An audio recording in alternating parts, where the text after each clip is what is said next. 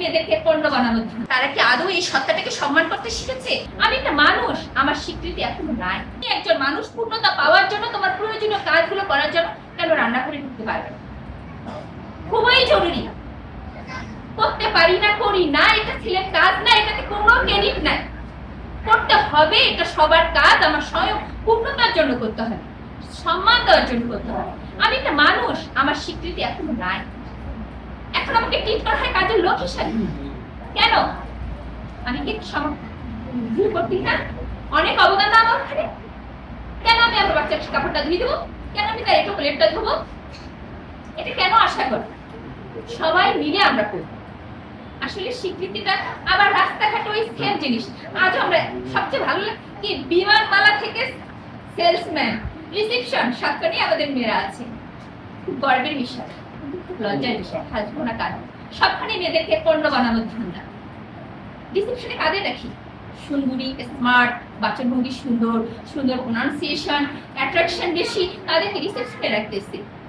তাহলে কি আমাকে পণ্য বানাচ্ছে? এই যে মেন্টালিটি থেকে আমরা কি আদৌ বের হতে পারছি? তারা ওই মেয়েটাকে রিসেপশনে সিলেক্ট করছে, তারাও কিন্তু শিক্ষিত, মেধাবী, উচ্চতর মেধাবী, কিন্তু তাদের মানসিকতা কোথায়? তাদের চিন্তাধারা কোথায় থেমে আছে? তারা কি আদৌ এই সত্তাটাকে সম্মান করতে শিখেছে? করেনি। টানা তৃতীয়বার অর্জন করেছে দেশের সেরা সুপার ব্র্যান্ড স্বীকৃতি বসুন্ধরা টিস্যু। তাই 1857 সাল আর 2026 সাল, এতটা বছর, এতটা দিবস, এতটা সংগ্রাম, এতটা আলোচনা, আমার মনে হয় কোনোই কিছু হয়নি, কোনো চেঞ্জ আসেনি। চেঞ্জ আনতে হবে আমাদের। আজকে অনেক মায়েরা উপস্থিত, আমার খুব ভালো লাগছে। চেঞ্জ আনতে হবে আপনাদের। আপনি নারী, একজন পূর্ণাঙ্গ মানুষ। আসলে আমরা অনেক সময় সমতার গান গাই, আমরা সমতা চাই। সমতা কি? সমতা দিতে পারছে? আর এই ভদ্রযোগ্যতা সমতা না, সাম্যতা। তালে তাল মিলিয়ে চলতে গেলে সাম্যতা দরকার। আমরা কখনোই জেন্ডার ইকুইটি চাইনি, আমরা চাই ইকুয়ালিটি চাইনি। আমার কথা হলো যে আমরা জেন্ডার ইকুয়ালিটি চাইনি, ইকুইটি চাচ্ছি।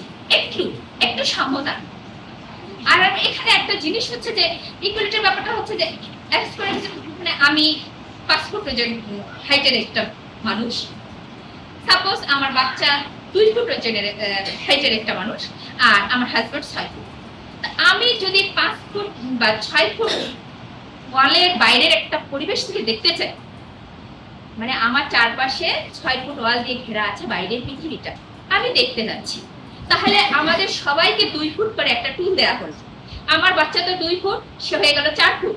আমি 5 ফুট, হয়ে গেলাম 7 ফুট। আমার হাজব্যান্ড 6 ফুট, সে হয়ে গেল 8 ফুট।